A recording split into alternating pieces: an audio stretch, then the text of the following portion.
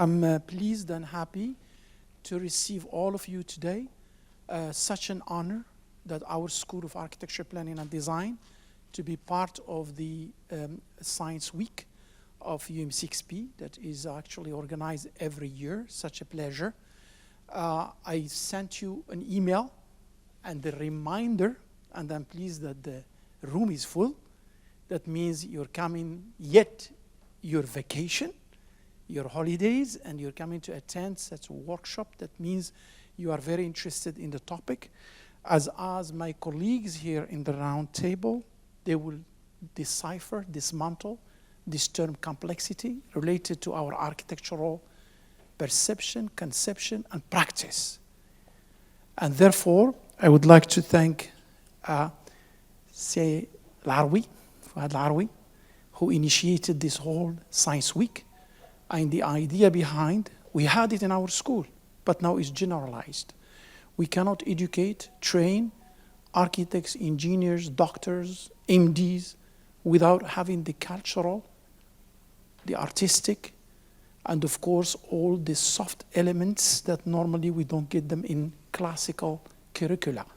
So therefore, the Science Week is an amazing input for your self-education and building yourself based on sound intellectual principles.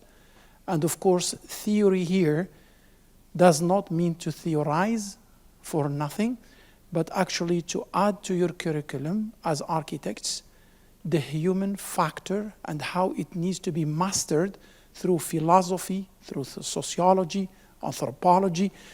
And since we suffered from this modern fragmentation of disciplines, the Science Week is a holistic view to increase the awareness, the consciousness of anyone who would maneuver in any sustainable development project, be it an engineer or a doctor or whatever.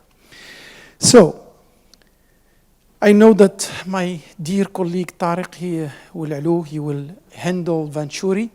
I've seen in his slides, he will do that. But I will tell you my story with complexity. I was in the third year, Sibin Shamsi, who was teaching me. And I found a book in the library called Complexity and Contradiction of Robert Venturi. And I fell in love with this book that I memorized verbatim, and they translated that book to a project. And when I was talking to Sibin Shamsi, he told me, "Tu dois rester humble," parce que le discours, it was so powerful. And in dreaming of Robert Venturi, I ended by being at University of Pennsylvania, where I was conducting my PhD, and I became a research assistant of Robert Venturi with his spouse, Denis Scott. And I remember I was invited with 2 PhD candidates to organize his personal library.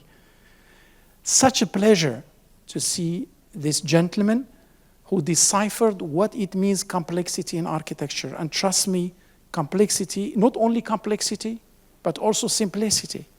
In the modern era, we have Mies van der Rohe, Corbusier, who tried to embrace simplicity. And simplicity is so important for architects since John Ruskin, 7 lamps, and one of the lamps of John Ruskin was about simplicity.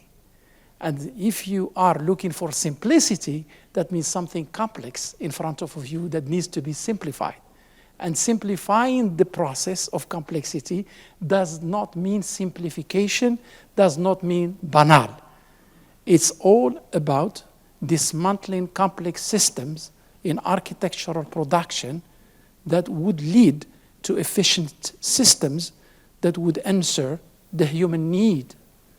And we are all here about one thing, to respond to the essential need of the humans, which is the shelter. So the essentialism of the shelter that created the whole complex systems of towns, of cities, of metropoles. So hence the complexity, simplicity as a dichotomy is not a new debate for architectural discourse, but actually it's a very rooted discourse since the beginning of the human shelter. Now, I don't want to give a lecture, but I just want to say one thing. It's important to know that this complexity for architects, it's having three sides. One, complexity in the conceptual realm, and how complex is the process to think in an abstract world, an abstract realm, to combine different constraints in your mind in order to get to a simple resolution. And that simple resolution as an idea or a concept, it has also the complexity or how to make it down on the ground in a context, with the climate, with the energy, with all the elements. So then we come to the project itself, and the project itself is a complex process. How you would simplify layers of data, layers of information, human needs, climate, environment, economy, and you make it one concrete project. This is very complex. Hence, the project is complex, yet the outcome might be an executed building that may seem, Eugene, may seem simple, but the process is very complex. So I would end by one thing. We asked students questions, and they did very well work. Thank you so much for the one who actually contributed to the workshop. They worked so hard. Honestly, I gave you an inspiring lecture, but I had no idea what the hell you would do with that lecture, nor with my ideas. I thrown to you the term complexity and simplicity, but the way you interpreted, you understood, you embraced the two concepts, you got them out through your expressions, not project, expressions, sculptures, etc. I was impressed. Thank you so much. I don't have names, but at the end we will mention them.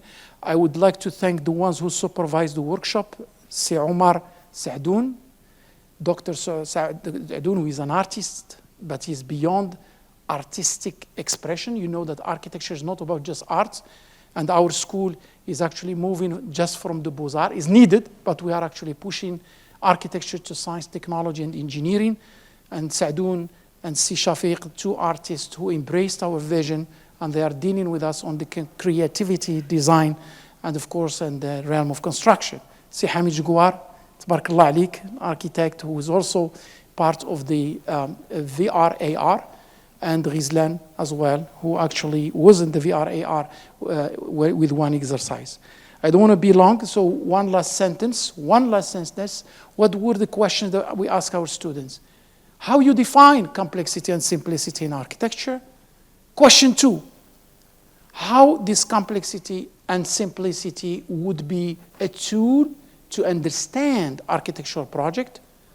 The third question was about, if I give you the simplicity and complexity as means of conception, how you would explore it in a future project.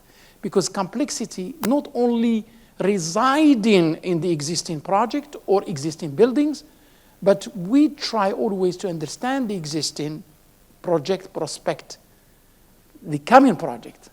And one famous architect said, what is your, I think Frank Lloyd Wright, they asked him, what is your best project? He said, my next one. That means there is no best project in life. Always the next one would be better. So the last question was actually how complexity and simplicity would be part of your curriculum, and therefore with Sereda in Kiran, will be including at the 5th year a studio on complexity and simplicity, and they would ask all my colleagues here to intervene. Please, I don't want to be long, so I will cede the floor to my dear colleague Tariq Oul'Alou. I don't want to introduce this gentleman. I think he's everywhere. He knows what he's talking about. I mean it, and I think the good news about Tariq that he's not working only in the context of Morocco. I think in so many projects in Africa, he embraced the European context and international discourse. Please, dear Tariq, the floor is yours.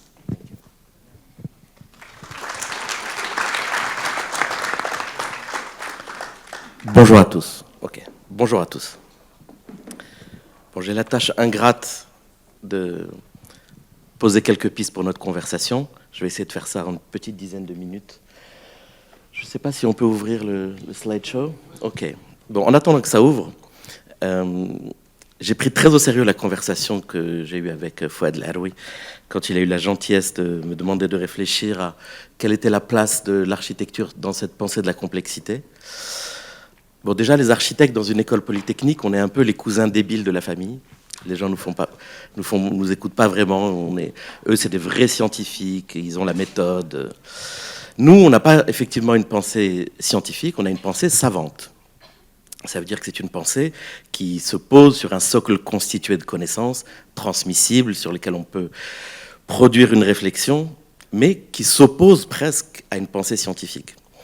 Se poser la question de la complexité dans ce cadre-là, c'est assez difficile, d'autant que l'architecture,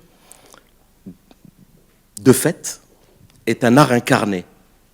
Alors, il existe des architectures de papier, mais disons qu'une grande partie de notre pratique s'incarne dans de l'épaisseur, dans de la gravité, dans des choses construites. Et donc, l'évaluation de ce que c'est est souvent une évaluation assez superficielle et visuelle. On regarde quelque chose, si ça a l'air simple, on va dire c'est simple. Si ça a l'air touffu, lyrique, enchevêtré, on va dire c'est complexe. Tout ce que je veux faire avec vous dans les 10 prochaines minutes, c'est absolument sortir de cette notion, de cette perception formelle de la question de la complexité. L'architecture, au-delà de sa perception formelle, c'est d'abord et avant tout l'expression de rapports sociaux, de traditions constructives, une dimension de sens et de symboles qui, quand on les écarte de notre compréhension de ce que l'on voit, nous font une pensée un peu molle et superficielle. Si je regarde une église gothique, sans vraiment comprendre comment c'est l'expression d'une pensée scolastique dans tout ce qu'elle a de complexe, je regarde des éléments que je comprends à travers mon temps et aujourd'hui. C'est pour ça que je dis qu'on est une discipline savante. On ne peut pas regarder les choses sans en comprendre profondément les éléments qui les ont déterminés. Donc quand ici on voit à gauche une écriture baroque de Borromini, c'est San Carlino, et qu'à droite, Adolphe Loos, on se dit, ça c'est forcément très complexe, et ça c'est forcément très simple. Et c'est absolument pas le cas, je dirais même c'est presque l'opposé de ça. Je vais vous proposer 4 notions, très simples, très rapides, sur lesquelles on pourra peut-être échanger si elles vous intéressent. Hassan a eu la gentillesse de parler de Bob Venturi, qui a fait ce livre séminal en 66, Complexity and Contradiction, et comme lui, on a, comme beaucoup d'architectes, tous une relation personnelle avec lui. Moi, j'ai rencontré Bob et Denise quand ma femme Lina vivait chez eux, puisqu'elle a habité chez eux pendant 3 ans, et j'ai eu la chance de travailler avec eux un peu. Ce qui est passionnant, c'est que tout le travail qu'il a fait, c'est de se poser la question de la complexité par rapport au superflu. Au fond, quand il est arrivé, il venait à un moment de réaction, de réévaluation du mouvement moderne, de l'après-guerre, qui s'était un peu desséché, désincarné dans une pensée hygiéniste, matérialiste, industrielle, et qui avait fabriqué des territoires absolument terrifiants, en partant de l'idée que c'était un projet pour le mieux de l'humanité. Et ce qui est très intéressant dans l'arrivée de Bob Venturi, c'est qu'il s'est posé la question de cette contradiction entre le projet d'améliorer la vie des gens et de ce que c'est devenu. Et au fond, ce rapport-là, ça a été pour lui la recherche d'un vernaculaire. Toute la construction qui s'est faite sur sa pensée du baroque en Italie, c'est pour venir retrouver une identité profondément américaine. C'est quoi le vernaculaire américain? C'est quoi le populaire américain? Ça, c'est une vue de Bob Venturi regardant Las Vegas, juste après son atelier Learning from Las Vegas, et de se dire, il y a une beauté, une spécificité à ces territoires. Donc, le rapport au superflu n'est pas forcément celui de la complexité. Alors ça, c'est peut-être la notion la plus simple à comprendre. Ce qui est simple est générique, ce qui est complexe est spécifique. Quelque chose de simple se transmet. Quand on regarde l'éclatement, la dissémination des formes, des modèles qui ont pu se disséminer, ce sont toujours celles qui ont réduit le nombre de leurs caractères. Quant à la complexité, elle ne se donne pas, elle se réduit à des communautés très fragmentées, qui en comprennent les codes, qui en comprennent les usages, qui s'appuient sur des cultures, des sens, des symboles, et qui ont une certaine fermeture.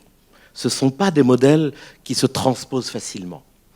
Et c'est d'ailleurs une des conversations passionnantes qu'on pourrait avoir sur la capacité qu'a eu le mouvement moderne à se tropicaliser partout où il est allé, y compris au Maroc. Mais cette notion que, au fond, la simplicité est mondialisée et que la complexité est hyper locale est quelque chose qui pourrait presque nous amener à penser qu'une pensée complexe devient presque une pensée de résistance, parce qu'elle nous oblige à donner de la profondeur, à donner du sens et à créer une communauté de compréhension autour des objets que l'on fabrique. Je vais vite, donc s'il y a des choses qui ne sont pas claires, vous n'hésiterez pas à nous interroger tout à l'heure. La troisième notion, c'est peut-être celle qui est la plus évidente pour les matheux et les physiciens, c'est de penser la complexité ou son degré lié à la sophistication de l'organisation, du constructivisme, de la manière dont les choses sont assemblées. On est tous des enfants d'Alberti, des enfants de la Renaissance, et la relation dans une architecture entre la partie ou les parties et le tout est une relation intégrale, si je dois parler comme un mathématicien. C'est-à-dire que chaque élément assemblé fabrique d'autres éléments qui, en s'assemblant, vont continuer à fabriquer des éléments qui permettent d'avoir un tout. Le tout est lisible, chaque partie du tout est lisible en tant que telle. Cette pensée est une pensée profondément anthropomorphique dans la pensée renaissante, et en plus elle est posée dans une pensée magique dont on pourrait parler, et ce rapport entre le corps et l'architecture est au cœur de notre discipline. C'est une discipline qui est profondément anthropomorphique dans son rapport à ces éléments constitutifs. Depuis l'Antiquité, on raconte que les formes des différents ordres des colonnes sont des représentations de l'homme, de la femme, de l'adolescent. Ça, ce sont les cariatides à Athènes. Ce rapport entre le corps, qu'il soit visible ou qu'il soit caché, est intimement lié à ce que l'on fait. Dans la composition, entre un soubassement, un corps de bâtiment, un entablement, un couronnement, que ce soit Michel-Ange ou que ce soit Le Corbusier, cette relation qui est intimement liée aussi à la gravité, à l'équilibre, à la symétrie, ou aux dissymétries à l'intérieur d'une figure équilibrée, est quelque chose qui, au fond, était très important à partir du XVe siècle, mais on a arrêté cette pensée anthropomorphique, au fond, dans une pensée de la biologie classique. C'est-à-dire que nous, en tant qu'architectes au XXIe siècle, on continue à utiliser des analogies biologiques, mais d'une biologie du XIXe, qui est une biologie mécaniste, celle de Frankenstein, celle des assemblements. Il faudrait s'interroger à quoi correspondrait une architecture qui s'intéresserait à des systèmes organisationnels et relationnels aussi complexes que la biologie contemporaine arrive à les décrire. Mais cette relation avec la biologie, c'est aussi une relation avec la manière dont on fait notre métier. Notre métier est fait de détérioration. On ne décrit pas les bâtiments, on les coupe, on en fait des anatomies. Il y a d'immenses relations entre les dissections de Léonard et les premiers exercices de coupe, de plan et d'élévation de Palladio et de Serlio. Cette idée qu'un bâtiment, il est vu de l'intérieur avant d'être fait de l'extérieur, cette relation avec l'anatomie et le corps a créé, à mon sens, deux formes de détournement et d'exagération passionnantes. Celle où le rapport à l'anthropomorphie est exagéré. Là, je montre une image d'un architecte cubain extraordinaire qui s'appelle Ricardo Porro et qui a fait deux bâtiments très célèbres à La Havane, qui est le conservatoire de danse, le conservatoire de musique, mais aussi qui, toute sa vie, a fait des bâtiments qui ressemblent à des êtres humains, qui ressemblent à des animaux, qui ont cette figure anthropomorphique. Donc là, on est vraiment plus dans le système organisationnel, mais plutôt dans sa représentation. Un architecte qui a été un peu perdu de vue, et pourtant qui a fait une grande partie de sa carrière à Rabat au Maroc, qui est Guy Rottier, qui a fait dans les années 80 des élucubrations, qui était enseignant à l'ENA d'ailleurs, qui a fait des élucubrations extraordinaires sur le rapport entre le corps, le visage et les espaces habités. Et au fond, la raison pour laquelle je parle de ça, c'est qu'il y a dans cette pensée du corps une chose qui a percolé dans notre métier de façon dangereuse, c'est le rapport à la médecine. Aujourd'hui, la dialectique architecturale, c'est celle de l'amélioration. Les architectes, les étudiants, on vous dit, allez faire le diagnostic d'un lieu, dites-moi ce qui ne va pas, et l'architecture va le régler. L'architecture n'a jamais rien réglé. L'architecture ne doit jamais prendre la responsabilité d'eux, et en tout état de cause, c'est souvent plus un vecteur de détérioration que d'amélioration. En d'autres termes, c'est un geste d'une telle violence qu'il faut le faire avec parcimonie, et que quand il est absolument nécessaire. Je vais passer sur une partie que je voulais raconter justement sur des manières de sortir de ce rapport au corps, en cherchant une nouvelle relation entre les parties et le tout. J'ai donné quelques exemples de nos travaux, mais je vais passer assez rapidement dessus, puisque c'est peut-être pas l'enjeu aujourd'hui. Pour arriver à la dernière notion. L'architecture est simple, la ville est complexe. L'architecture, elle est faite de dimensions extensives, divisables, mesurables. Elle est fabriquée par des documents calibrés de plans, de coupes, d'élévation. Elle est soumise à la gravité, elle a de la profondeur, de la hauteur, elle a une géométrie, elle s'exprime, elle se transmet, elle se construit. Pas de problème. Et en ça, elle est extraordinairement simple. La ville, par contre, qu'elle soit celle qui existe, que l'on veut regarder, ou celle que l'on veut fabriquer, est extraordinairement complexe à tel point qu'on convoque aujourd'hui, dans la représentation de l'urbanisme, les représentations de la physique des systèmes complexes, de la théorie des chaos, des systèmes organisationnels, pour pouvoir rendre compte de cette complexité. J'adore montrer ce petit dessin de Lucan qui représente Philadelphie et cette immense difficulté qu'un architecte a d'essayer de représenter une ville. Alors Lucan, qui n'est pas vraiment le dernier des imbéciles, loin de là, se propose, en changeant les dimensions, de parler de cette complexité, c'est-à-dire les dimensions intensives d'une ville. Si l'architecture se mesure et se découpe, la ville, ce ne sont que des systèmes de variation d'intensité, de flux, d'économie, de transport, de désir, d'usage, de transformation, de destruction, de reconstruction. Ce sont des systèmes en palpitation, ce sont des systèmes vivants, quand l'architecture est un système inerte dans sa fabrication. Par contre, donc là, je voulais juste vous montrer quelques exemples de représentation du phénomène urbain. Et je vais terminer sur une chose qui est peut-être pour moi la plus intéressante. Ce sont toutes ces architectures qui ont voulu faire de la ville et toutes ces villes qui ont voulu faire de l'architecture. Entre ces systèmes simples et ces systèmes complexes, il y a une grande tradition d'architectes. Là, c'est un très joli dessin de Aldo Vanek qui montre l'arbre et la feuille, l'architecture et la ville comme étant la même chose. Je peux partir du fragment, c'est-à-dire de la plus petite chose, et lui donner la complexité de la plus grande chose. Alors Aldo Vanek était hollandais, c'était certainement un clin d'œil à un philosophe baroque qui est Leibniz, qui a développé cette notion de la monade.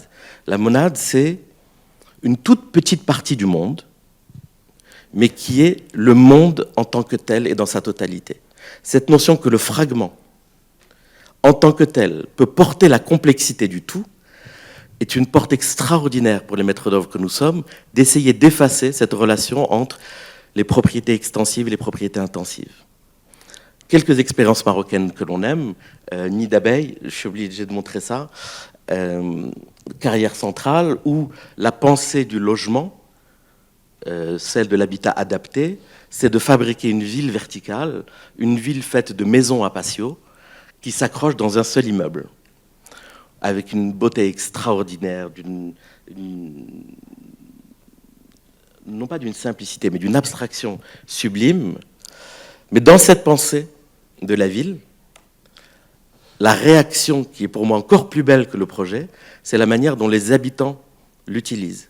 Ce qui est important, c'est pas comment les Arabes veulent vivre avec des patios suspendus, c'est une pièce en plus.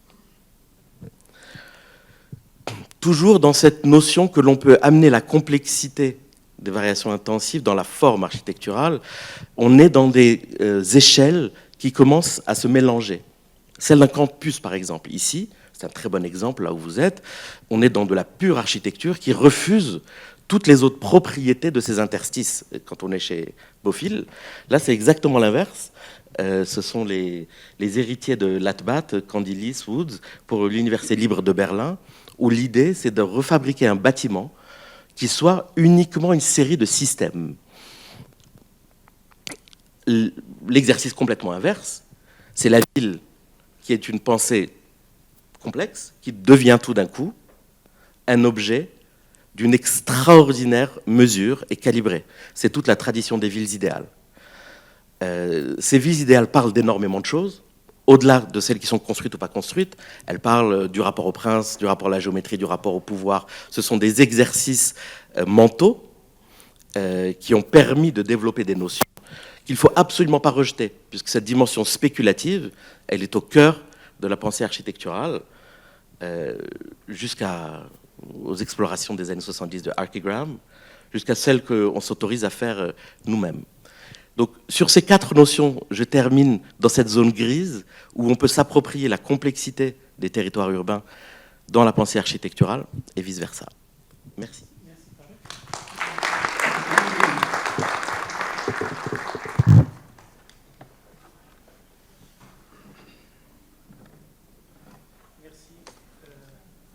Tariq.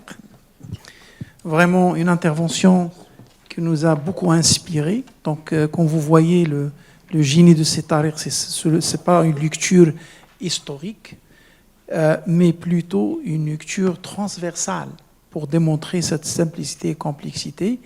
Et l'acte de percevoir et de réaliser un projet d'architecture est très complexe. Donc, pour ne pas tarder, je vais passer au deuxième intervenant, et quel plaisir, les 3 sont vos professeurs, et quel plaisir d'avoir ces talents parmi nous. Nourdine Koumiha, il était toujours enseignant à l'École nationale d'architecture dès que j'étais étudiant. Et je l'ai beaucoup admiré pour son discours, pour sa profondeur de réflexion, mais je ne sais pas comment il simplifie son discours avec toujours un langage lucide et très transparent. Je ne sais pas maintenant comment il va déconstruire cette complexité. Et je me rappelle de ton atelier à l'époque, c'était le sens et espace. Vas-y. Merci Hassan de l'invitation et des mots gentils que tu as eus à mon endroit. Merci. Tariq, de ton brillant exposé. En tout cas, c'est une très bonne entrée en matière.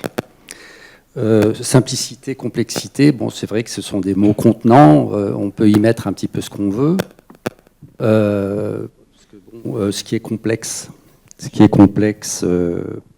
peut-être, comme tu l'as dit, vécu d'une manière très simple, et ce qui est simple peut être vécu de manière très complexe. Tout est une question de perspective et d'angle de vue, et surtout de ressenti. Il y a des termes à la mode comme le froid ressenti ou le chaud ressenti. On a beau être sur du 10 degrés ou du 30 degrés. Le corps ne ment pas. Le corps ressent des choses. Je pense que c'est notre dénominateur commun, quelle que soit la complexité et la simplicité de nos écosystèmes et de nos paradigmes intellectuels. Donc, effectivement, moi, mon cheval, mon dada, en fait. On a toujours tourné autour de l'humain, de l'être humain qui est, comme l'a rappelé Tariq, un petit peu donc, la référence principale, en tout cas le point de repère principal de nous, architectes, concepteurs, projeteurs. C'est vrai que tu as rappelé que le projet, dans sa définition, est quelque chose qui n'existe pas. Donc c'est quelque chose qui se conjugue au futur supposé, au futur attendu, en tout cas au futur objectisé, d'accord. Et comme dirait notre ami Jean Nouvel, souvent les architectes doivent répondre à des questions qu'on ne leur pose pas. Hein. Et c'est vrai que quel que soit l'acte architectural ou la pensée architecturale d'aujourd'hui, du moment de l'instant, on se projette automatiquement un futur possible, et en tout cas un futur de tous les possibles. C'est ce qui fait la complexité de notre mission en tant qu'architecte, enfin de notre mission, de notre art. Pour rester plus simple, je pense que l'acte architectural, en tout cas l'acte de faire un projet, est complexe et lourd à porter pour nous hommes de l'art, parce que justement il implique un certain nombre de paramètres et de suppositions. On a beau partir d'un terrain, d'un budget, d'une réglementation urbaine, on peut partir effectivement des notions de vouloir partager une émotion, parce que l'architecture est quand même, et peut-être même essentiellement, un vecteur d'induction d'émotions. Depuis les grottes paléolithiques jusqu'au temple grec, jusqu'au tour de New York, en passant par toutes les œuvres que l'on connaît, je pense que l'architecture, son but premier est de partager un discours, de partager une histoire, de partager des émotions et des connaissances. La pyramide de Khéops, sans doute, on n'est toujours pas capable aujourd'hui, avec toute notre science, de comprendre, ne serait-ce que d'abord comment ça s'est fabriqué, mais surtout pourquoi ça s'est fabriqué. Aujourd'hui, il y a des théories les plus loufoques, mais bon, il faut être modeste, c'est-à-dire que ce qui est passé n'est pas automatiquement simple ou simpliste ou simplifié ou à simplifier. Je pense que les générations qui nous ont précédés avaient des connaissances que nous n'avons pas aujourd'hui, que nous retrouverons peut-être, grâce peut-être au progrès de la biologie, justement, à l'intériorisation un petit peu des recherches et à la transversalité des recherches, d'ailleurs. Je pense qu'on a beaucoup à apprendre des sociologues, des poètes, des écrivains, des cinéastes, des chanteurs, des cuisiniers, des grands cuisiniers. Je pense que l'architecture est est un art transversal, ce qui d'ailleurs, le rend complexe. La moindre petite maison fait intervenir 150 métiers. C'est terrible. En partant de l'architecte, d'accord, de l'économiste, de l'ingénieur, des dizaines d'ingénieurs aujourd'hui qu'on a, plus tous les métiers, les artisans qui construisent cette maison, les commerciaux pour la vendre, etc. 150 métiers, c'est énorme. L'architecte est théoriquement le chef d'orchestre de tous ces métiers. Quelle complexité. Mais quelle noble mission. Donc l'être humain est notre point de repère. Le bien-être de cet être humain est notre point de repère. Celui qui construit un abribus ou celui qui construit la cathédrale de Milan avait le même objectif. L'homme qui attend son bus, celui qui prie son Dieu là où il est, doit être bien. D'accord ? La biologie aujourd'hui est intéressante. C'est vrai qu'on fait des progrès sur l'infiniment petit et l'infiniment grand. D'accord avec Tariq. Les géométries fractales vont peut-être aider les architectes justement à appliquer le vieil adage de Frank Lloyd Wright d'ailleurs, qui était écrit dans son atelier: le tout est à la partie, ce que la partie est au tout. La poignée de porte est aussi importante que la toiture. Donc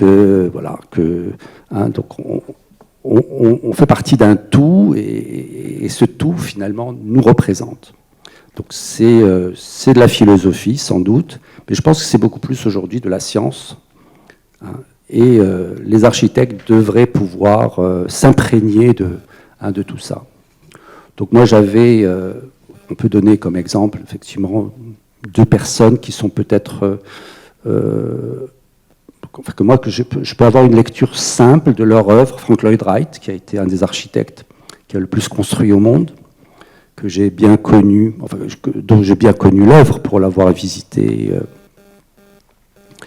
à une certaine époque, et avoir quand même discuté longtemps avec ses élèves, avec son épouse, pendant un certain nombre de semaines.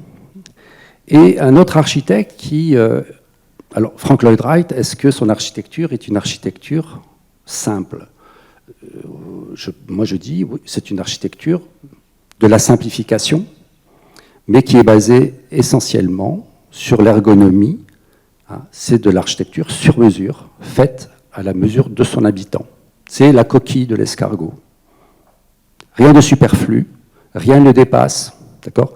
Tout a un objectif, tout a un but, et l'insertion dans son site. D'accord? C'est une sécrétion du site. Hein, une architecture wrightienne est une sécrétion de son site, et au même temps, elle répond à l'objectif. Hein, c'est la cristallisation, ou la concrétisation, si vous voulez, de la vie familiale, d'accord, de la personne qui va habiter. Hein, on ne peut imaginer un habitant d'une maison de Wright en dehors de sa maison. L'anecdote, hein, moi j'ai visité peut-être une centaine de maisons de Wright à l'époque. Vous voyez des maisons, les Usonian ou les Prairie House par exemple, on avait du 3 mètres, 4 mètres de haut. Ben, quand on sonnait à la porte, on avait un Américain qui sortait qui faisait 1,95 m. D'autres Prairie House logés dans la montagne ou dans la prairie ou dans la forêt, qui faisaient plutôt du 2,20 m, 2,30 m de haut. On sonnait à la porte, ben, il y avait quelqu'un qui sortait, il mesurait 1,60 m. Donc c'était vraiment des costumes sur mesure. Et ces gens-là mouraient dans leur maison, parce que souvent c'était eux-mêmes qui les avaient construites. Donc c'était vraiment la sécrétion de l'escargot et sa coquille. Et c'était des maisons totalement organiques, hein, c'est le terme, et qui étaient d'une simplicité évidente. Pourtant, bon, quand on essaie d'analyser les plans de Wright, ils sont extrêmement complexes, c'est vrai. Mais bon, c'est une lecture peut-être un petit peu de laborantin. Et je voulais un petit peu parler aussi de l'œuvre de Gaudi. Alors, Gaudi, qui est l'architecte qu'on peut qualifier d'organique, qui a le moins construit au monde. Hein, il a construit 13 œuvres. Hein, Frank Lloyd Wright a construit 950 œuvres. Bon, et ils ont vécu à peu près le même âge. Hein. Mais dans Gaudi, on peut retrouver la même richesse, la même complexité, etc., que la même poésie, le même romantisme, le même baroque, hein, que les œuvres de Frank Lloyd Wright, mais sur un autre registre. Mais l'être humain est toujours magnifié, respecté, magnifié. Dans le cas de Gaudi, il est déifié, hein, puisqu'il a eu quand même c'était quelqu'un qui était profondément mystique, chrétien, mystique. En tout cas, il était en tout cas un mystique de la nature, parce qu'il disait, l'arbre qui est dans la cour de mon jardin est mon professeur. D'accord, c'était ça son credo. Et donc, deux œuvres, hein, qui peuvent effectivement nous résumer un petit peu ce que pourrait être la simplicité, hein, et la complexité. Thaler a parlé aussi du principe d'analogie, c'est, je pense, un instrument que nous, architectes, nous devons souvent utiliser. On parle de biomimétisme, hein, c'est un peu un terme à la mode. Il y a notre ami Jacques Rougerie, hein, qui était enseignant à l'école spéciale d'architecture à l'époque, et que je visitais souvent parce qu'il avait l'atelier en face d'une autre, qu'on qualifiait donc de joyeux utopiste, de joyeux rêveur. Aujourd'hui, il fait partie de l'académie, hein, il a des projets. On habite la mer, on va habiter la mer, d'accord. Et voilà, donc il est parti effectivement de l'analogie, hein, de ce principe analogique en fait que, hein, le tout est à la partie, ce que la partie est au tout. Voilà, mes premières réactions. Merci Senordine. On passe maintenant à Ktani, Sidris, un jeune architecte, tabarakallah alayh, dans une période de temps très courte, et s'est positionné à l'international par ses projets. Donc je souhaite, Ktani, de nous dire, d'après son expérience, comment il a pu rendre du contexte local un élément de force dans ses projets, au lieu de dire toujours que le contexte est une contrainte. Et comment, bien sûr, arriver à une singularité, à des projets pertinents qui sont d'ordre local, mais aussi inspirés de plusieurs sources d'inspiration technologiques, esthétiques, etc. Vas-y. Merci, professeur Redouane. Bonjour à tous. Merci d'être présents, vous tous. Merci, Tarek et Nourdine. Je pense qu'on touche effectivement au cœur de notre passion commune qu'est l'architecture, à savoir comment l'appréhender et comment gérer justement cette simplicité qui est source de beauté et cette complexité qui est inhérente à notre pratique. Et j'aimerais, pour enrichir peut-être le débat, et je l'espère avoir une discussion constructive par la suite, simplement apporter quelques éléments de réflexion. Et on pourra en discuter par la suite. En premier lieu, je pense qu'on est tous d'accord pour dire que lorsqu'on évoque la simplicité, on pense très rapidement à des notions que sont la sérénité, la beauté, le calme, la contemplation, l'apaisement. Et lorsqu'on pense à la complication, on pense très rapidement à la confusion, au bavardage, à la cacophonie, au bruit, etc. Et donc la simplicité est porteuse en elle de beauté et d'apaisement pour l'être humain. Ça, c'est la première chose. On connaît tous la maxime attribuée à Léonard de Vinci, qui dit que la simplicité est la sophistication extrême, ultime. Je ne sais pas si elle est vraiment de lui, mais en tout cas, je pense que ça résume assez bien ça décrit assez bien la notion de simplicité. Et lorsqu'on prend le temps d'analyser des œuvres ou des productions civilisationnelles humaines, on trouve à la fois cette simplicité génératrice d'une grande beauté et à la fois cette complexité. Si on prend pour exemple nos médinas ou une médersa, on pourrait s'arrêter à une analyse formelle rapide, un carré, un patio, un entrelac de ruelles, etc. Mais quand vous prenez le temps d'analyser ce type de tissu urbain et ce type de construction, et je pense à un article de professeur Redouane qui m'avait beaucoup marqué, où il analysait le faux côté aléatoire dans la genèse de la Médina, alors qu'il y a une grande sophistication intellectuelle derrière. Ce n'est pas quelque chose qui émane du hasard, loin de là. Ou si tu peux nous dire le titre de l'article, Random... Planning Paradigm in the Medina Order in Randomness. Merci. Quand tu prends le temps d'analyser une médersa, donc c'est un ensemble d'espaces organisés autour d'un patio, mais avec une telle sophistication de proportions, de motifs, de géométrie, d'équilibre de matière, il en émane une beauté absolument extraordinaire, une sérénité, un instant de temps suspendu. Et ça n'est pas le fruit du hasard. Et je pense que ça n'est pas spécifique à l'architecture. J'ai quelques exemples rapides que je peux évoquer. Si vous prenez par exemple une suite de Jean-Sébastien Bach, la suite numéro 1 qui est la plus connue, c'est la musique la plus simple qui soit au monde. C'est une succession de notes. Quelqu'un de profane pourrait même dire que c'est une musique enfantine. Alors cette musique recèle en elle une sophistication mathématique absolument incroyable. Et ça, c'est ce qui me touche le plus. C'est la simplicité, la belle simplicité, qui porte en elle toute la beauté du monde.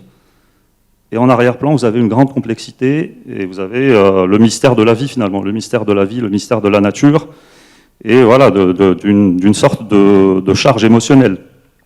Je reviens à Paul Klee, qui est un grand peintre suisse, j'avais lu dans un de ses ouvrages un bout de phrase qui m'avait beaucoup marqué, et il disait que lorsqu'il se promenait dans une forêt, par exemple, il regardait des feuilles mortes, des racines, des troncs d'arbres, etc. Bon, c'est des éléments naturels assez habituels, assez élémentaires, et qu'il essayait de fonctionner comme un microscope, comme si son œil était un microscope. Et plus vous rentriez avec un niveau de zoom et de réflexion et de profondeur, et plus vous découvriez un monde infini de stimulus, de sensations, de beauté, etc.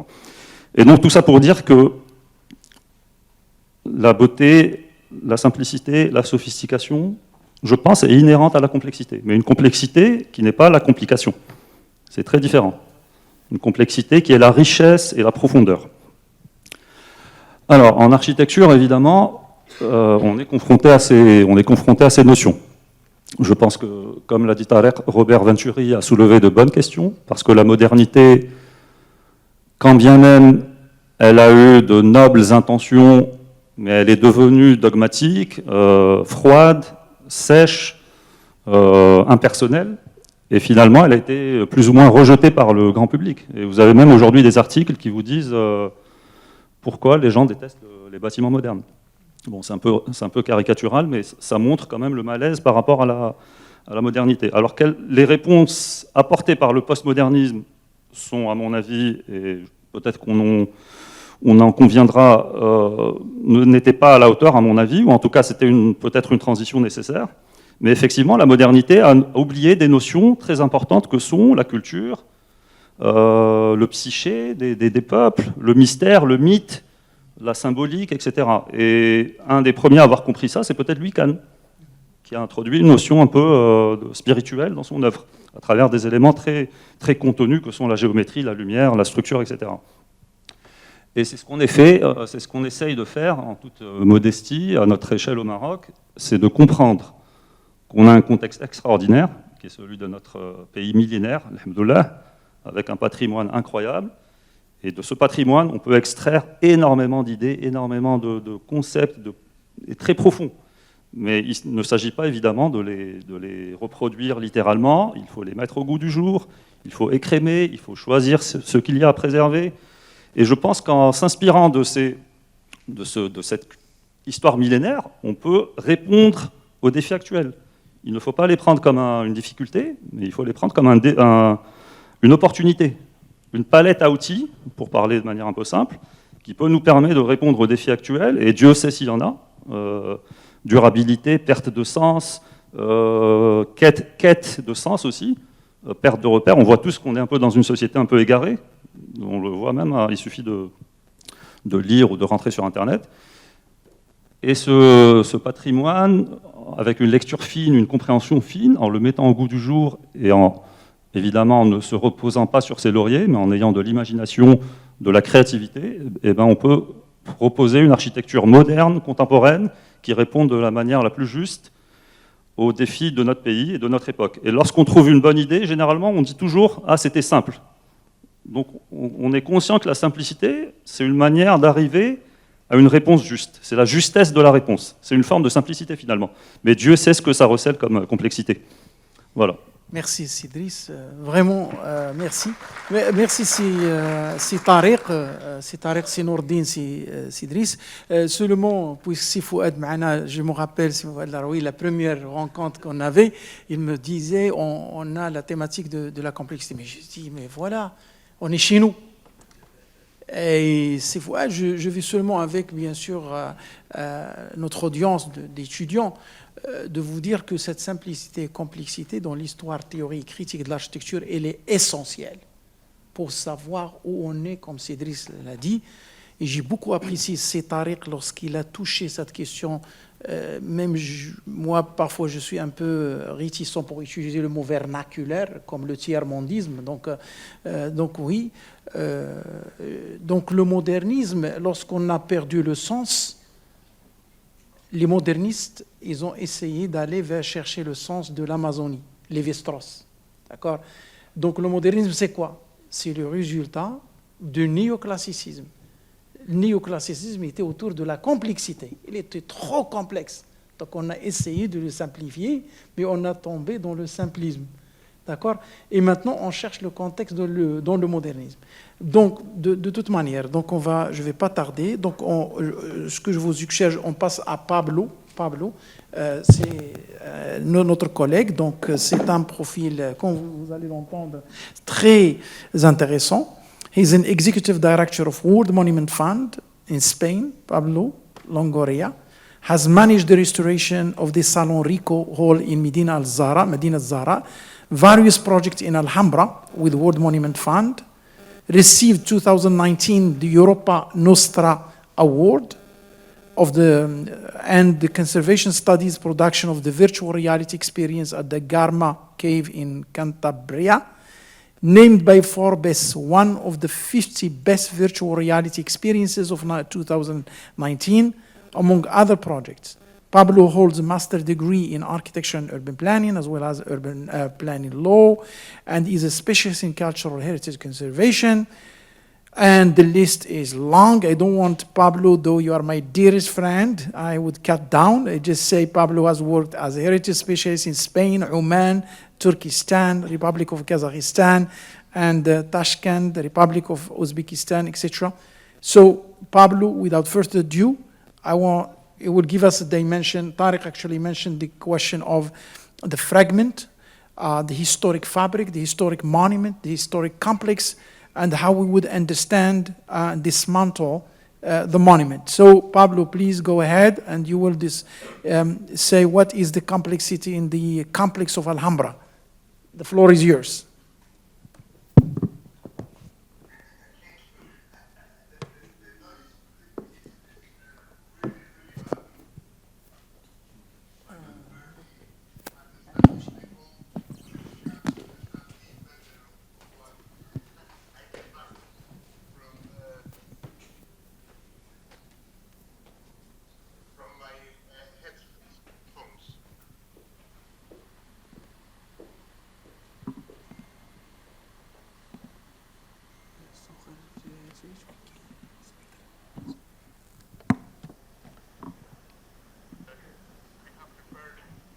A quick presentation about complexity and simplicity in architecture, focusing in Alhambra. But I wanted to start with two of my favorite buildings. One is the Pantheon in Rome, which has been referred by my previous speaker, and the second one is Grand Central Station in New York. Both great buildings, both complex but simple at the same time. So this is part of my speech, how complexity and simplicity work together.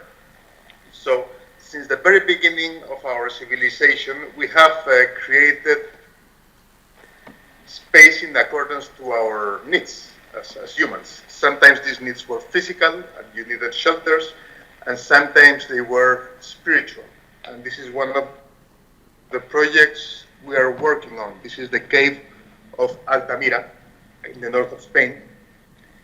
And I mean, this is an amazing mix of simplicity in the representation, where the artist or the artists, we don't know who they were, used the relief in the stone to create these amazing figures with movement. I mean, how complex and simple at the same time. No? So, as you may know, when Picasso saw this cave, he just said, after Altamira, all is decadence. So, I wanted to refer to Robert Venturi, which was mentioned before by my previous speaker, and I would like to quote him. And he said in his book, Complexity and Contradiction in Architecture, the recognition of complexity in architecture does not negate what Kant has called the desire for simplicity. But aesthetic simplicity, which is a satisfaction to the mind, derives from inner complexity. The Doric temple's simplicity to the eye is achieved through the famous subtleties and precision of its distorted geometry and the contradictions and tensions inherent in its order. The Doric temple could achieve apparent simplicity through real complexity. When complexity disappeared, as in the late temples, bluntness replaced simplicity. How often this has happened through history, Louis van der Rohe and modernism, etc., etc.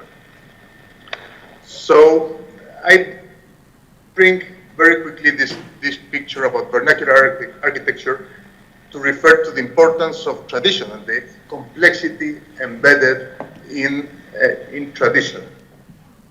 This is an example from Colombia, where a hurricane category 5 hit.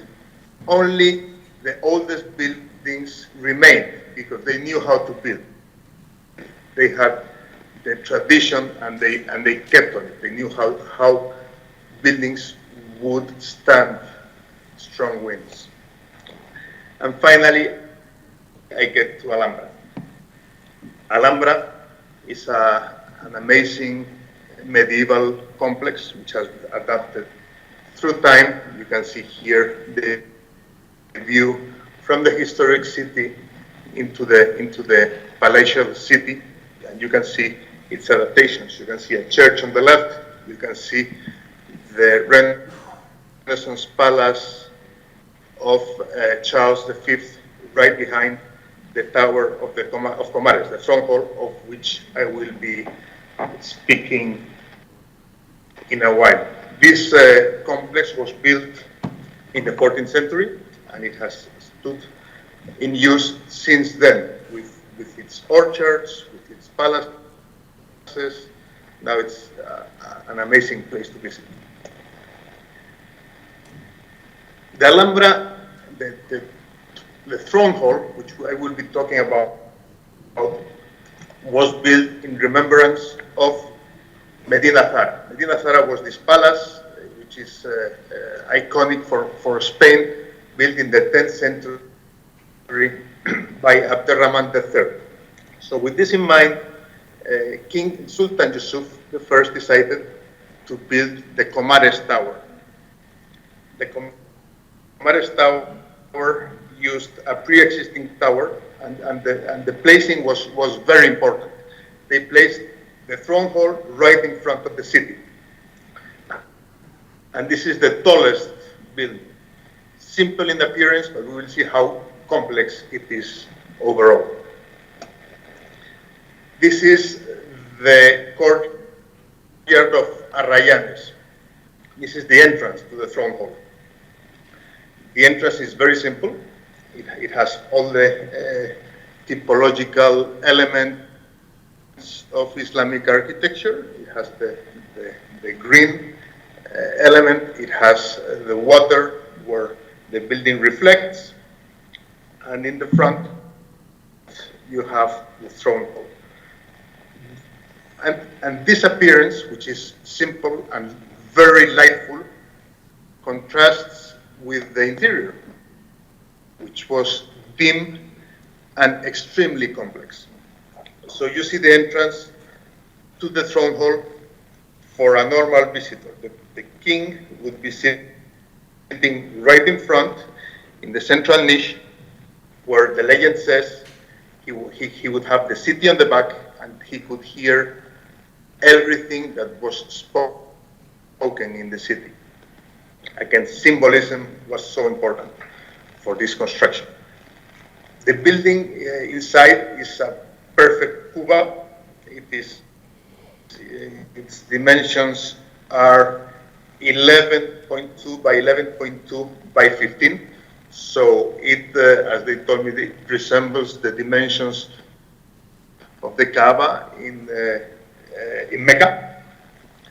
And it is an absolutely symbolic space representing divinity and the representation of divinity, which was the Sultan. And this is the ceiling which we have started to restore.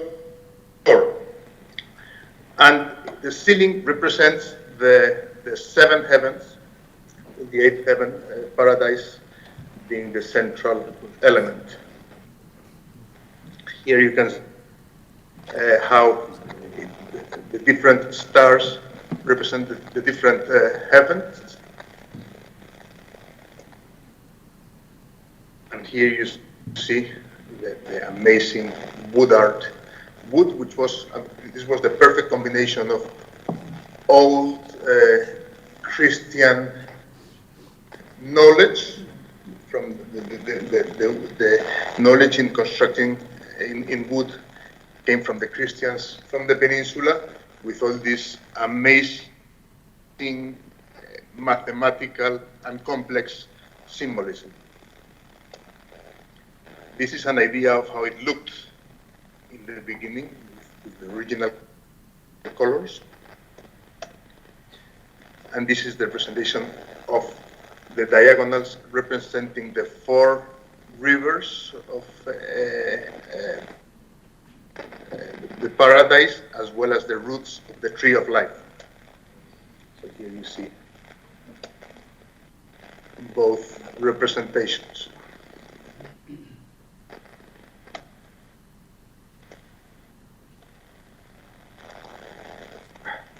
And this is the photograph that we are working on. This is the top of the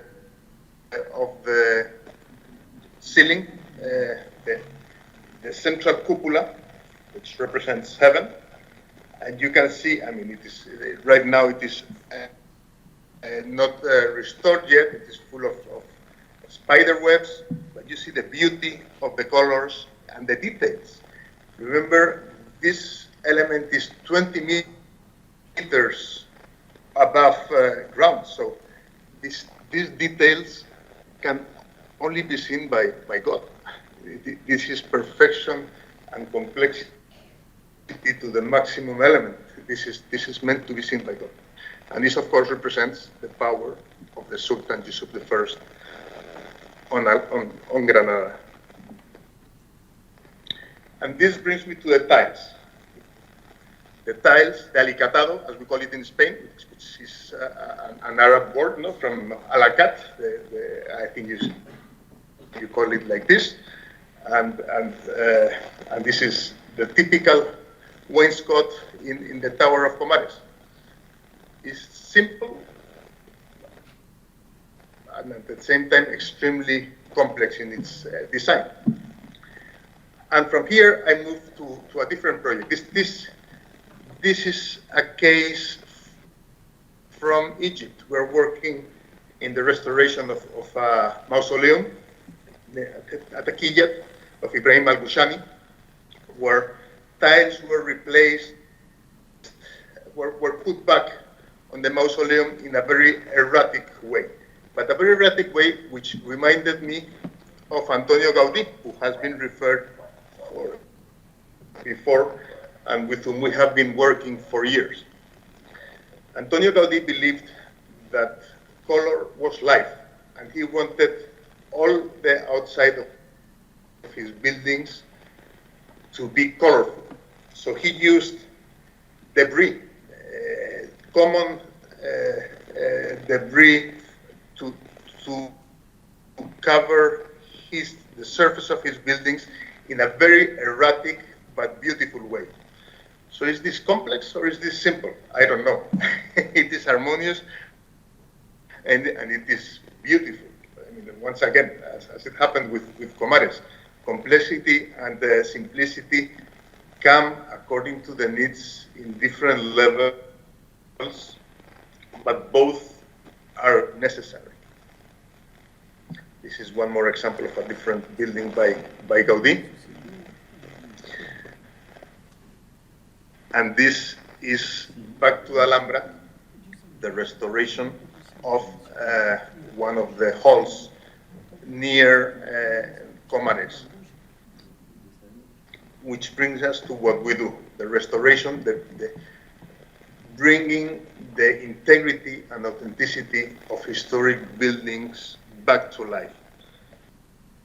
So here what they do is to bring back the original colors, to bring out what it looked like before, taking out many times paintings that covered the original ones from the last century.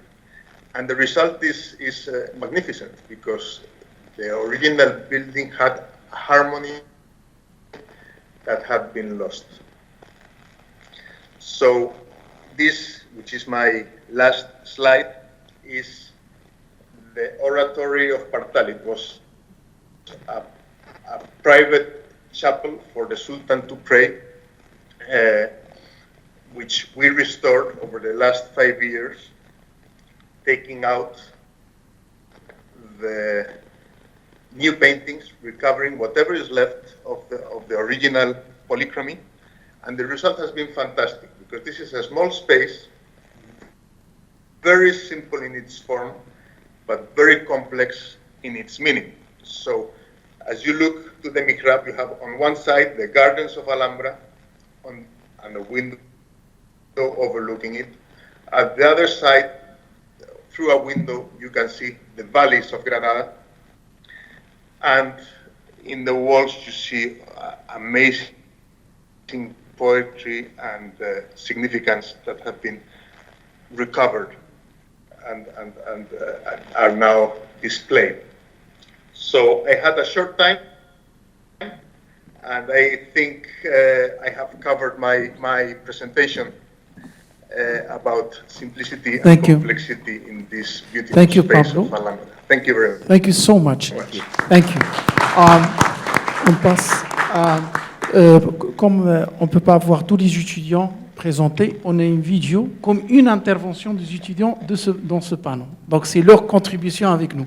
Voilà, vous nous donnez 10 minutes s'il vous plaît pour voir aussi comment nos chers étudiantes et étudiants, ils ont compris cette simplicité et complexité, et comment ils ont exprimé.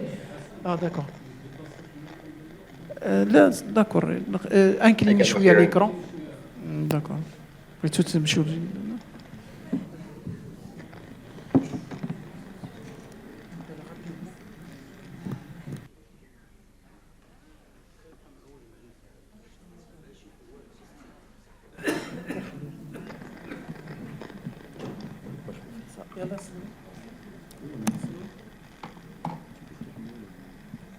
Hello?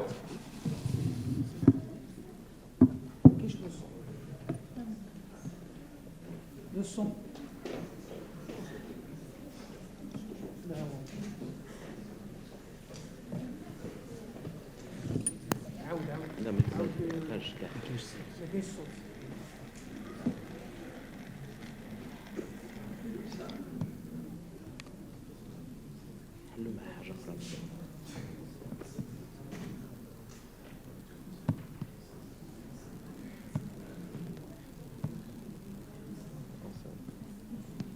In here, which is our hands.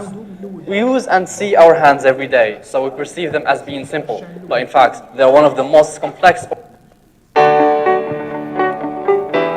As you might already know, the theme of this Science Week was complexity and simplicity. These two terms are often perceived as two contradictory concepts, as if it's complexity versus simplicity. But in the architecture realm, they're not. In fact, they both coexist in every architectural project for the same goal and purpose, which is supporting and containing the complexity of our life, the complexity of the being who exists and lives in the built environment, also known as Al-Umran. And there is an allegory and a metaphor of Al-Umran in here, which is our hands. We use and see our hands every day, so we perceive them as being simple, but in fact, they're one of the most complex organs of our body, concerning their muscle and bone structure. And the same applies to architecture. Because we live inside of architecture, because our life happens inside of architecture, we perceive it as being simple, when it's not. It's complex. And the complexity in architecture resides in the layers of interactions between architectonics with each other, with their context and environment, and with our feelings and emotions, making us have our own perception of architecture. This architecture that gets its roots from our life, and it condenses all the resources it gets towards the center of its purpose, which is us, the human being. And while it grows, it's not the only thing that develops, but we develop with it, with the new experiences that we have inside of architecture, that we live inside of architecture. And with development, we flourish our mind, and this flourishing will be the next resource for architecture to grow. And here we find an endless repeated cycle of growth, development, and sustainability of the container and the contained. Donc, mon projet s'appelle Process of Creation. Dans ce projet, on voit la simplicité géométrique et esthétique des projets d'architecture en comparaison avec la complexité du processus de création de ces projets-là. Donc, parce que le problème qu'on rencontre, c'est que quand on demande aux gens c'est quoi la complexité en architecture pour vous, ils vous parlent souvent de extravagance volumétrique, des formes très qui tapent à l'œil, Alors que la complexité en architecture, c'est surtout le processus dur que l'architecte fait pour construire son projet, pour penser à des idées, pour les façonner et pour créer un projet qui répond aux besoins de l'habitant. Donc, dans mon projet, j'ai commencé par une structure très solide qui représente la logique de la création architecturale. Donc, cette structure solide tient toutes les idées de l'architecte, les idées qui partent des extrémités, qui sont des idées vagues, des idées qui sont abstraites, des idées qui créent le début du projet. De ces idées-là, on va vers plus de détails, plus de concrétisation, des détails plus pointueux, ainsi pour arriver à notre projet final, un projet qui certes peut paraître simple, mais il n'est pas simpliste parce que c'est la résultante de tout ce processus de création très complexe. The cosmic is an incredibly vast and complex system, but within it we can find like some simple elements. And my demonstration here presents the complex between like the cosmic order and which is constituted of different dynamics, as like here the circle as a form, and these different dynamics creates an energy like by using like these different circular dynamics that creates this complexity. And like we can look like this physical structure is always relying on gravity, and we wanted to no more be relying on that and be under its mercy. So in our architectural vision and our architectural orientation, we want to let out of this. We want to detach the architectural classic vision and its materialism to like having floating buildings, having flying conceptions. Why not? Because we have to no more be under the mercy of either the law of gravity, electromagnetism, or the thermodynamic. So this is like the innovation, this is the future, and this is what we are really looking for in the future. Donc mon projet concernant la semaine de la science à l'UNCISP se focalise plus sur la fractalité ou la géométrie fractale à travers l'utilisation ou la duplication de plusieurs formes simples avec une continuité harmonique qui crée ou qui résulte une forme tout à fait simple qu'on peut remarquer dans son âme une complexité un peu cachée. Our creative demonstration today explores the theme of complexity and simplicity in art and architecture. So the simplicity manifests itself through the simple cylindrical shape that we chose, and the complexity manifests itself as the inner microcosm and complexity of the inner structure. This is a metaphor, among other things, to the human body. As we all know, when we look at a human body, we see a silhouette. It's a basic shape and it's relatable. But as we move closer, we start to understand that it's based on a complex elements, such as the muscular system that is made in a very complex way in order for us to create a movement, or the nerve system that made for us to think. So this is what we're trying to show here. It's a very simple silhouette in the exterior that has very complex elements in the interior. But even the complex elements are made of simple fragments. For example, our muscles are made of cells. We're all just made of cells. So these simple fragments come together to create a complex inner structure that holds the outside simplicity. This cylinder might not only express a human body, but it expresses the entire universe. Since we are part of the universe, we are a way that the universe shows itself. So as of this week's theme, simplicity and complexity, I tried to come up with a project that shows how architecture combines simple elements, simple fragments to create one complex system with the urge to fulfill human needs, functionality. So as you can see, this project here, I tried to use the simplest elements possible, like pillars, simple rectangular pillars, and glass doors to create this system here. It looks complex, it looks simple, but this simplicity is nothing but an illusion to hide the complexity of the system in this shelter right here. So when you look at it like this, it's open, it's general space where people can meet, talk, have fun, shout. But what if we wanted to use it as a place where people can sit for quiet and develop spiritually, think about a serious project or something? I tried to come up with a system using these simple elements that could perform those two contrasting functions. As you can see, like this, if you push these doors, you can have a separate private area for people to sit quietly and think about their stuff. And this one right here to have the second separate space, and so on. You can have over 8 different space arrangements. So, as I showed you right here, architecture is all about using simple elements to create a more complex system to support life. Donc, suite aux derniers événements mondiaux qui a honoré notre royaume, qui est le mondial où le Maroc a réalisé l'impossible tout en arrivant en demi-finale, j'ai bien voulu célébrer cet événement en réalisant un projet qui représente cette idée. Donc mon projet, je l'ai nommé NIA, car NIA, c'est un nom qui apparaît pour tout le monde, un nom qui est simple, alors que presque aucun ne peut le définir comme il faut, car chacun le définit selon ses capacités, sa personnalité plutôt. Et en plus, selon ma recherche, j'ai trouvé que NIA, c'est une base qui impacte la créativité architecturale, en plus qu'il simplifie un concept tout en gardant sa complexité de ce système.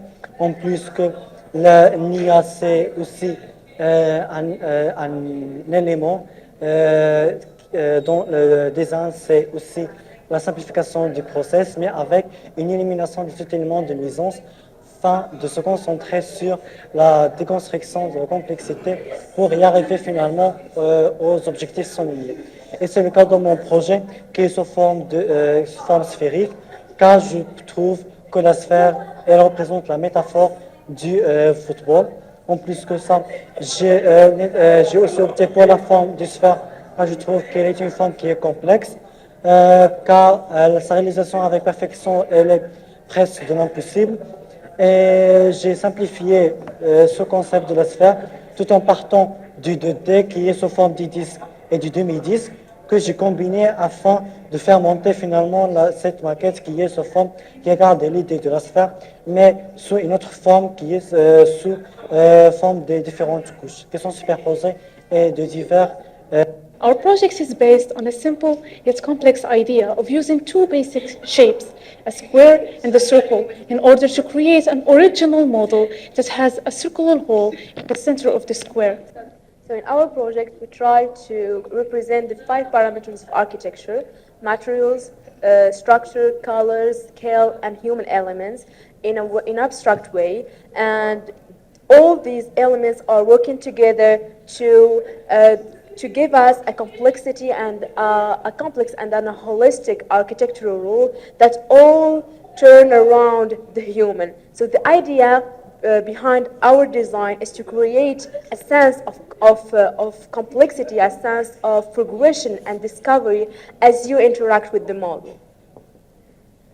Our model's basic shape distinguishes itself by evoking the nature and the essence of architecture, in which one may easily overlook the richness of its materials and its structural complexity and only see its simplicity. Durant cette semaine de la science, nous avons conçu plusieurs réalisations dans le thème de la complexité et la simplicité en architecture.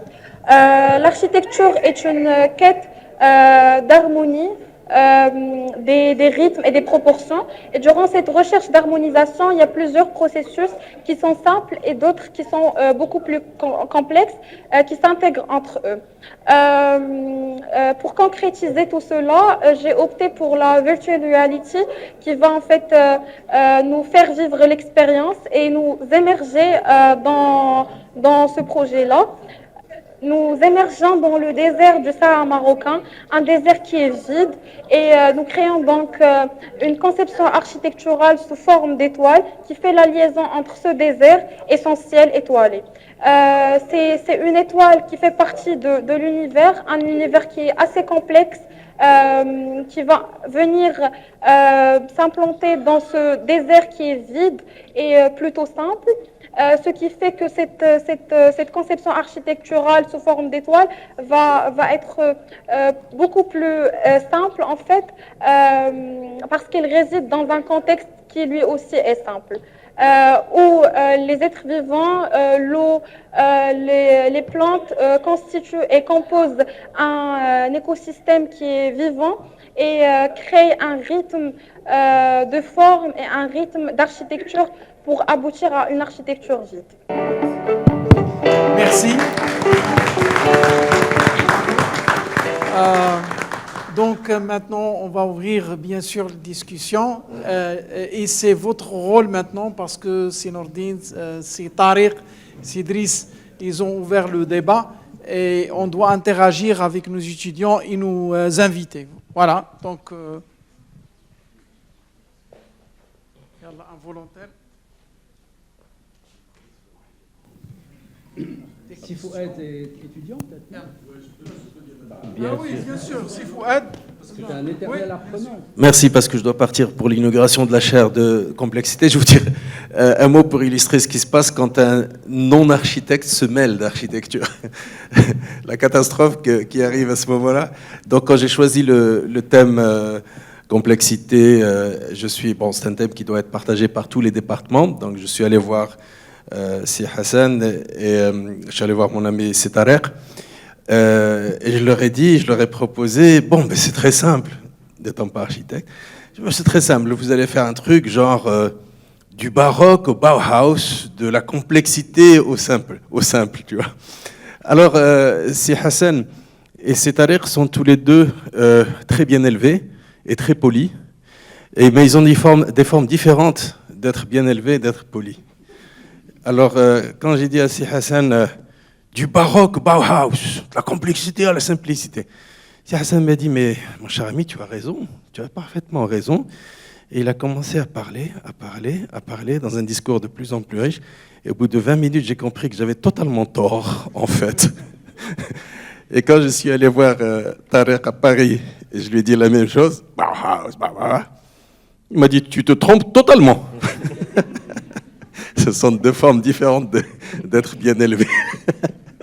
Voilà. Sinon, je voudrais juste dire que je suis vraiment très, très heureux de la façon dont le département d'architecture, et c'est la 3e année consécutive que c'est le département d'architecture, l'école d'architecture, qui prend toujours très au sérieux la semaine de la science, qui fait un très beau travail. Les étudiants s'impliquent, les enseignants s'impliquent. Franchement, vous êtes un exemple pour les autres départements. Merci, c'est Hassan. Merci beaucoup. Donc, the floor is yours. Un volontaire pour prendre l'écran. تخليوش le directeur عايش الميكرو. يلا ماشي مشكل. OK. Ah oui.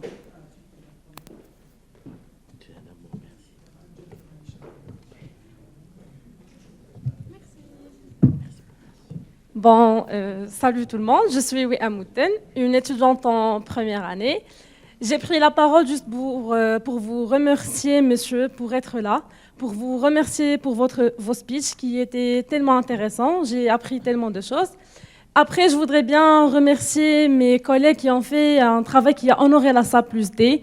C'est pas un truc que je dis en tant qu'étudiante dans cette école, mais que d'autres personnes, d'autres départements l'ont dit. Et c'est tellement clair. I'm not saying this to throw flowers on you guys. You did an amazing job and I'm so proud of you.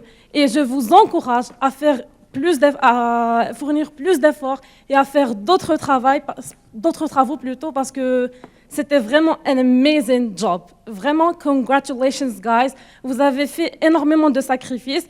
Et après, je voudrais remercier monsieur Omar Saïdoun, monsieur Shafiq et monsieur Jaguar et madame Rizlan pour leur temps consacré à ces projets-là pour la semaine de la science, ainsi que leur soutien. Et merci à vous.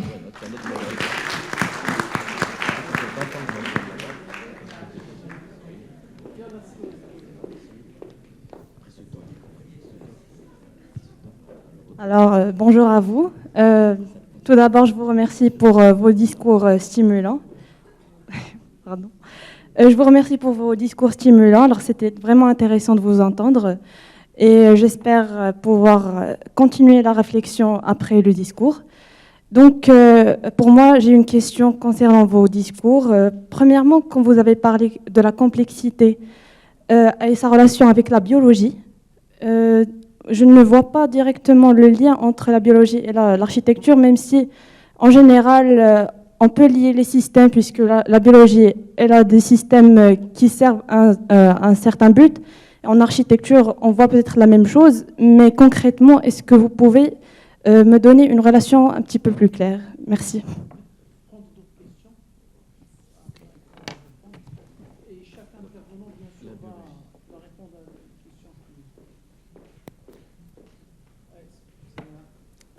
Moi, je voulais... bonjour, merci pour le sujet que je trouve extrêmement intéressant, mais sans être ni complexe ni simple. Je voudrais poser une question, en fait, si ce n'est pas une ouverture par rapport à ce grand questionnement qui est en train de se poser. C'est que, d'après ce que j'ai compris à travers tous vos discours, en fait, le plus petit élément constitue l'élément simple, et plus il va en étant sophistiqué, plus il devient complexe.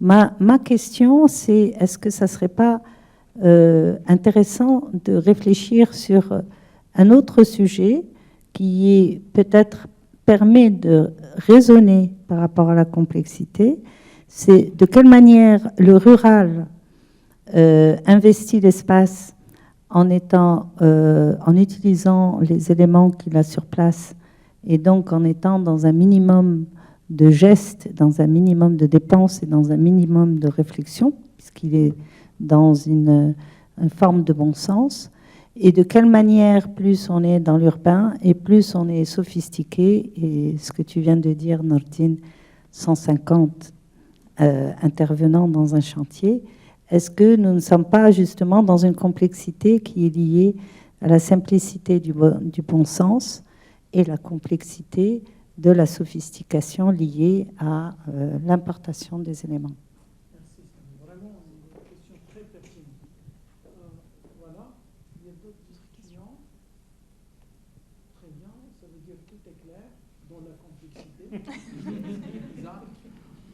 D'accord, on va prendre les réponses. Je suis certain que nos invités intervenants vont prendre Tarek Mdoubi. Ah, tu veux que je me colle à quoi, la biologie ou le constructivisme? Après, je dirai un petit mot sur la biologie. Bah, vas-y. Non, vas-y. Non, juste la première question m'a rappelé un petit texte que j'avais lu, que je cite souvent à mes étudiants. Donc mes étudiants m'excuseront, je vais me répéter, mais c'est pas grave. Mais on lit souvent des textes, des bouts de phrases qui nous marquent et avec lesquels on apprend beaucoup de choses. Donc j'avais lu un texte de Frei Otto où il décrivait un peu le résultat de ses recherches analytiques sur la comparaison entre les tissus urbains médiévaux, traditionnels, vernaculaires, et des organismes cellulaires, biologiques, des bactéries, les amibes, etc. Et il a trouvé énormément de similitudes. Et quand vous voyez un zoom d'un organisme cellulaire, ben vous pouvez le confondre avec un plan de Médina ou un plan de ville du Moyen-Âge, etc. Et une de ses déductions, c'était que c'était le résultat de mécaniques qui permettaient de générer des assemblages, des agencements les moins consommateurs en énergie. C'est l'efficience. Ce qu'il a trouvé, ce qu'il a découvert, c'est que le trait commun entre un tissu urbain qui a priori n'a rien à voir avec un organisme cellulaire, c'était l'efficience. Comment assembler, agencer des éléments, quels qu'ils soient, avec la plus grande efficacité possible, avec la plus grande efficience, avec le moins d'énergie. Et donc ça, c'est un exemple, je pense, d'une passerelle entre la biologie et l'architecture.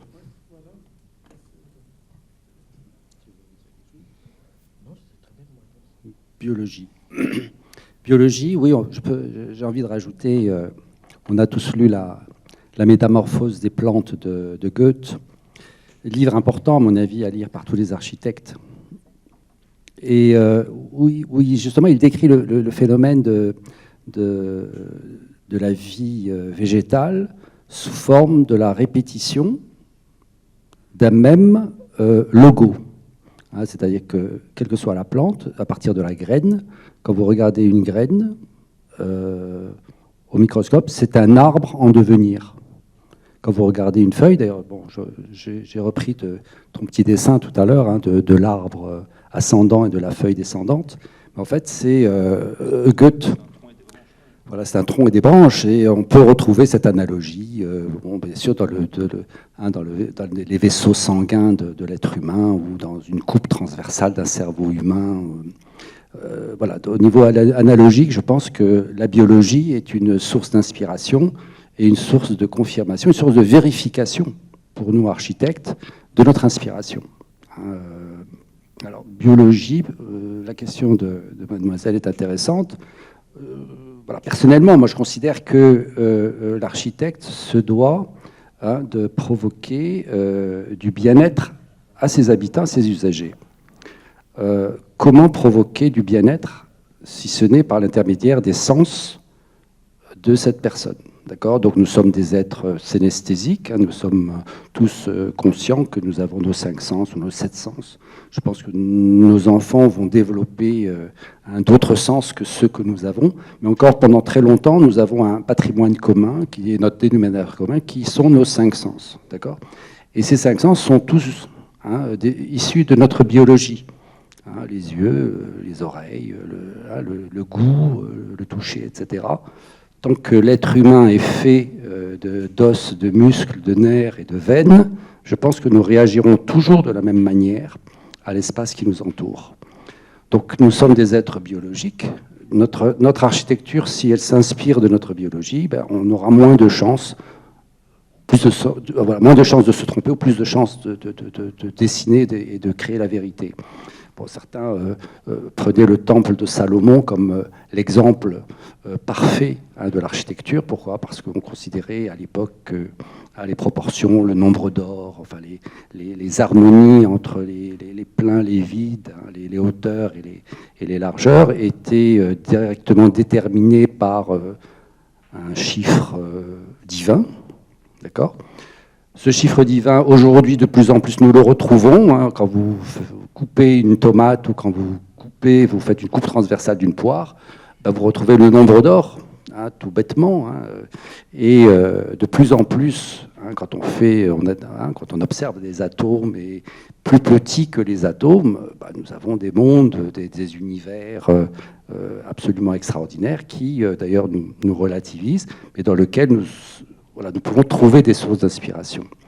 J'aimais bien l'idée de l'exemple que tu donnais tout à l'heure d'une ville qui était comme un cœur battant qui palpite avec ses heures de la journée, ses diastoles, ses systoles, avec ses flux de voitures, de personnes, etc., qu'on peut passer en accéléré et qui ressemble vraiment à un cœur dans lequel circule un organisme vivant, dans lequel circulent des liquides, des flux, etc., des hormones. On peut parler d'hormones.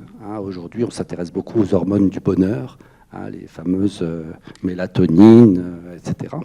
Je pense que quelque part, l'avenir d'ailleurs de l'architecture, peut-être, est basé là-dessus. Comment est-ce qu'un architecte est capable, dans une chambre à coucher, de provoquer la sécrétion de mélatonine pour que la personne dorme bien?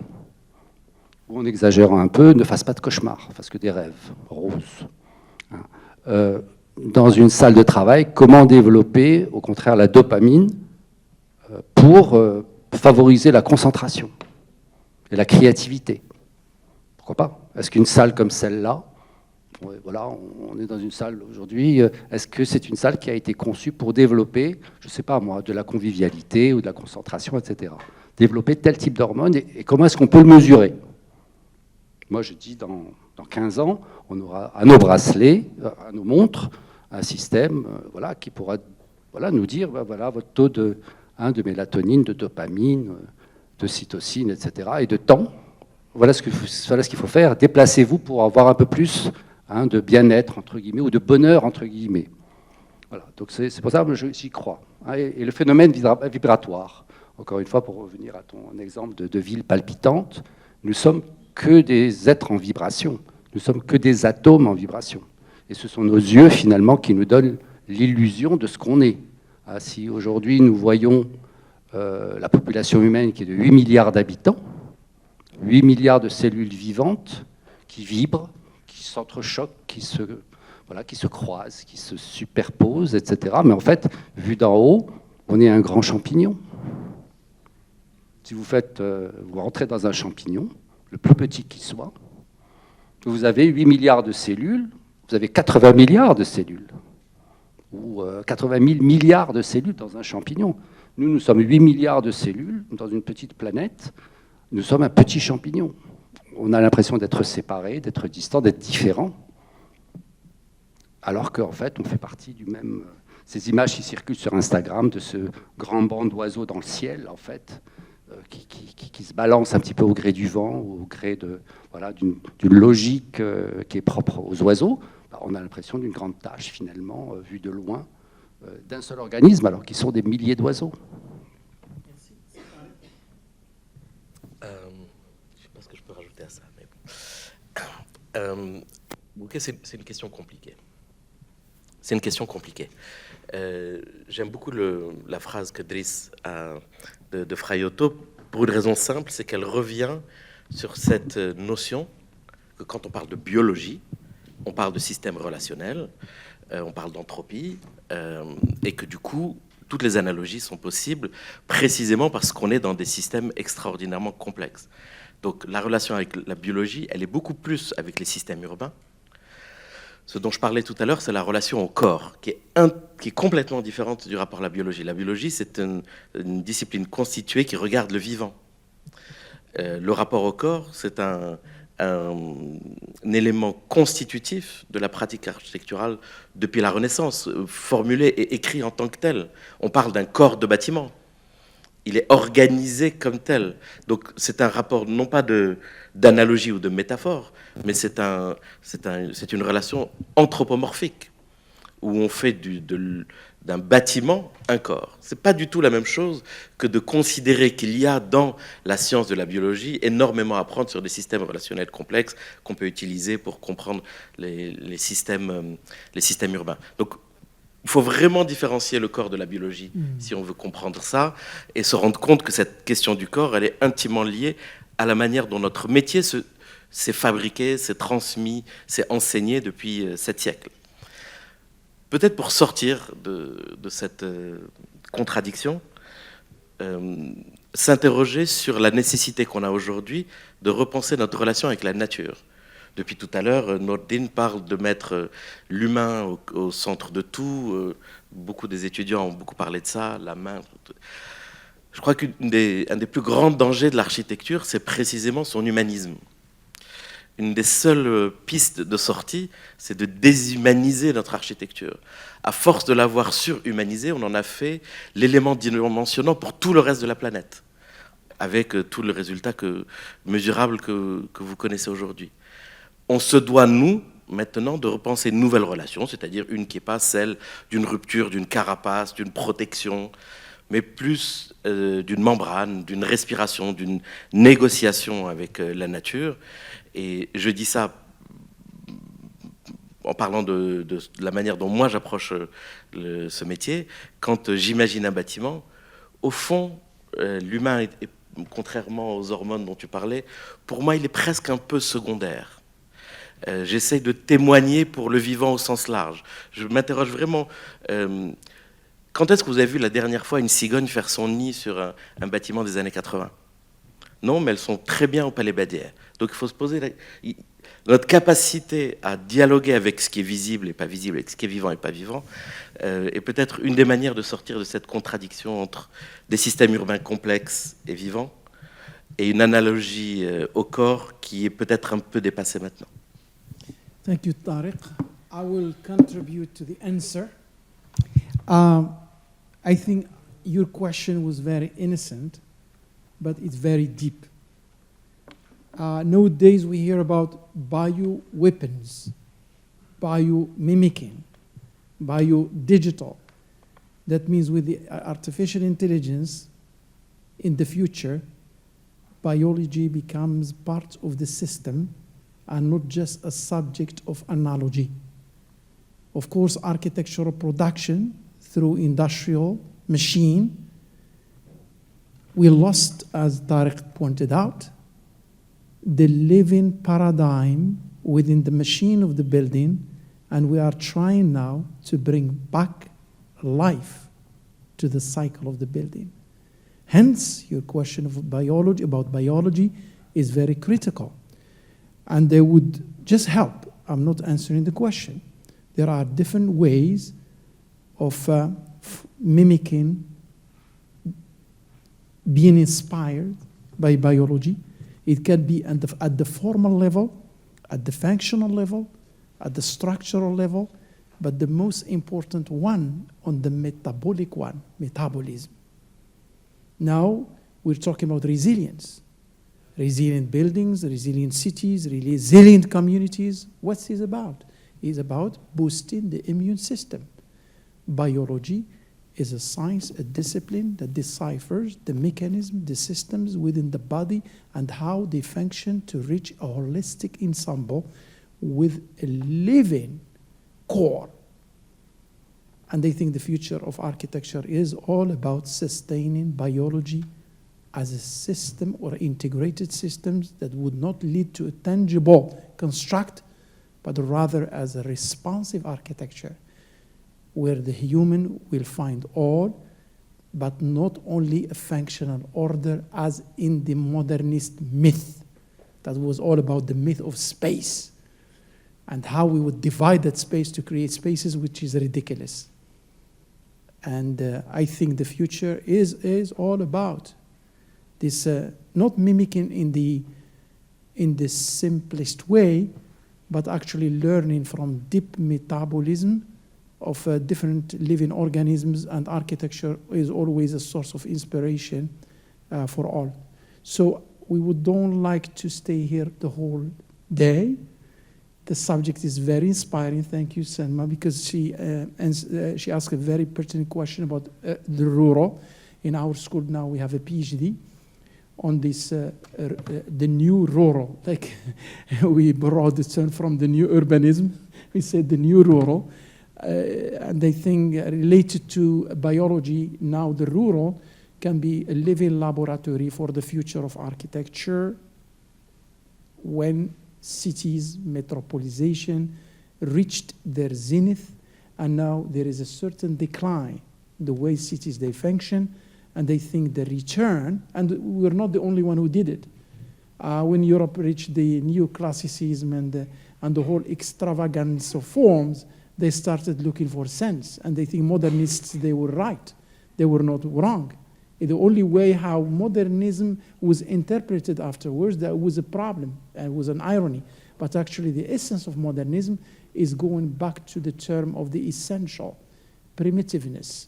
And the primitive doesn't mean something retarded, but the primitive means the essential elements of life, and how architecture was always about responding to basic elements of life without exaggerating in waste. And they think this question of waste with sustainability, optimization of resources, energy efficiency, they are all about returning to nature, and Tariq mentioned it, Nordin as well, and Dries. So I think your duty as future architects, we are belonging to an era, you'll be belonging to another era. And they think, not us, we had lots of time to draw, to do art plastique, and to do, you are so equipped with artificial intelligence, technical means, to cut the distance, to understand mechanisms more than us. And they think the future is an interdisciplinary architecture where the architect will not only draw, but the architect will do the true architecture, orchestrating, and they think Nordin mentioned it, 150 métiers.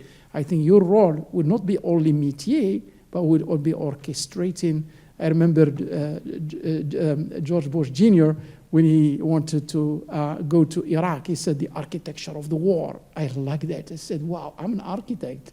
So please, the term architect is not about just building, conceiving innovative design processes, that they are so important to dismantle complex realities to project new resolutions for future architecture, and this is your complex duty for the future. Thank you so much for your attendance. Thank you, the students who contributed to the workshop. I would like really to thank sincerely my dear colleague Tariq Oulalu, who is so devoted to our school. Please applaud him high. A minute. Of course, Sinor Din Qumiha is your professor. We applaud him. Last but not least, Sidris, you know, the silent, but the patient. سي عمر سعدون سي شكيب سي حميد جوار غزلان سلمى زروني. Don't forget her course. All right, thank you so much. Bye.